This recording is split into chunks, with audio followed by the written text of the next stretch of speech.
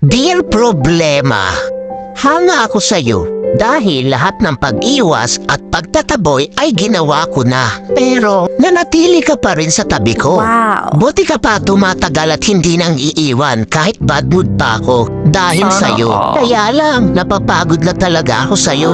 Pwede bang tantanan mo na ako? I-give up mo na ako, please. Mag-break na tayo, problema.